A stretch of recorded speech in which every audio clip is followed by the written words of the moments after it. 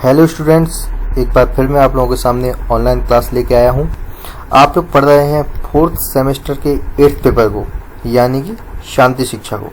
इससे पहले हमने बात की थी पिछले टॉपिक में शांति अभिवृत्ति की, और अब हम आज के टॉपिक में बात करेंगे। बहुत ही इम्पोर्टेंट टॉपिक है एग्ज़ाम के दृष्टिकोण से भी और आपके फोर्थ सेमेस्टर के दृष्टिकोण से भी।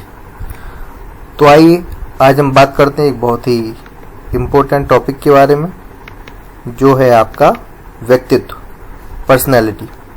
तो व्यक्तित्व होता क्या है, सबसे पहले क्वेश्चन ये आता है।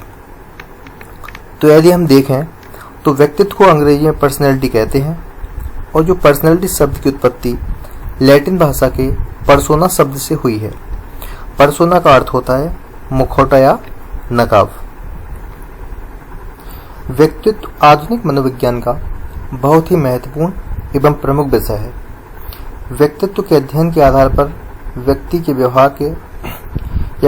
व्यवहार का पूर्व कथन भी किया जा सकता है। यदि हम देखें तो प्रत्येक व्यक्ति में कुछ विशेष गुण या विशेषताएं होती हैं जो दूसरे व्यक्ति में नहीं होती।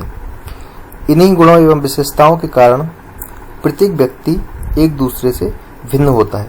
यदि कुछ गुण मुझ में है तो जरूरी नहीं है वही आप में हो, या कुछ गुण आप में हो तो जरूरी नहीं है वो मुझ में हो। तो हर व्यक्ति एक दूसरे से भिन्न होता है। व्यक्ति के इन गुणों का समुच्चय ही व्यक्ति का व्यक्तित्व कहलाता है। व्यक्तित्व एक स्थिर अवस्था ना होकर एक गत्यात्मक समष्टि है जिस पर परिवेश का प्रभाव पड़ता है, और इसी कारण से उसमें बदलाव भी आ सकता है।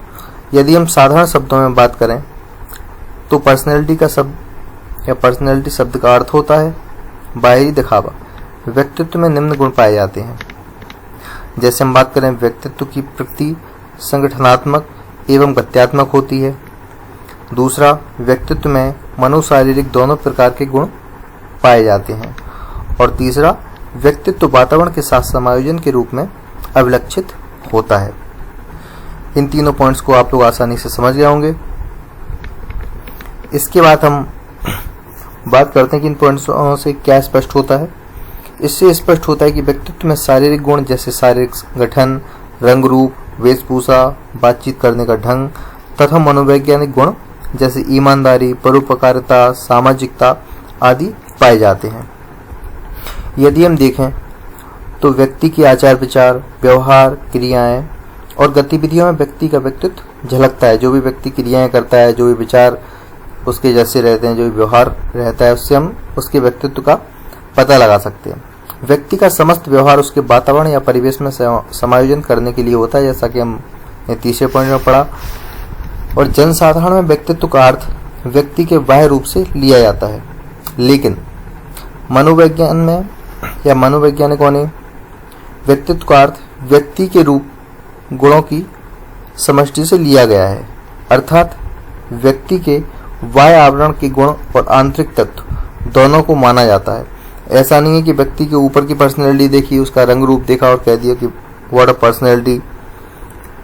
जैसे कोई बॉडी बिल्डर इंसान है, उसके सिक्स पैक वगैरह है, या कोई ऐसा इंसान है जो अच्छा लगता है हमें, तो हम कह देते हैं वाह व्हाट अ पर्सनैलिटी। लेकिन नहीं, इसमें क्या होता है, इसके आपके बाह्य आवरण के गुण और आंतरिक तत्व दोनों शामिल होते हैं।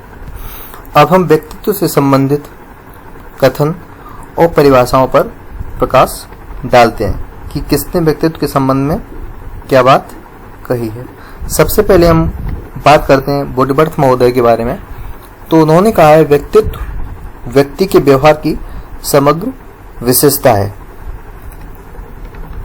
जो ऑलपोर्ट महोदय के अनुसार जो परिभाषा अधिकतर पूछी जाती है एग्जाम में कि ऑलपोर्ट महोदय के अनुसार व्यक्तित्व क्या है, तो इसे आप लोग इम्पोर्टेंट परिभाषा की श्रेणी में रख सकते हैं। व्यक्तित्व व्यक्ति के अंदर मनोशारीरिक गुणों का गत्यात्मक संगठन है जो वातावरण के साथ उसका एक अनूठा समायोजन स्थापित करते हैं। कैंप महोदय ने भी अपनी एक परिभाषा दी है। उनके अनुसार व्यक्तित्व का अर्थ क्या है? उन्होंने कहा है कि व्यक्ति का अपने वातावरण में समायोजन करना ही व्यक्तित्व है। और ये जो ऑलपोर्ट की परिभाषा है, ये सर्वमान्य परिभाषा है, और इसे ऑलपोर्ट ने अपनी एक कृति पर्सनैलिटी ए साइकोलॉजिकल इंटरप्रिटेशन में बताया है। तो स्टूडेंट्स, आज हमने जाना व्यक्तित्व के अर्थ और परिभाषाओं के बारे में। आज के लिए इतना ही। अगले टॉपिक में हम इससे आगे की बात करेंगे। आप इस टॉपिक को अच्छे से पढ़ लें। आई होप आपको ये वीडियो अच्छी लगेगी। Thank you. मिलते हैं अगली वीडियो में।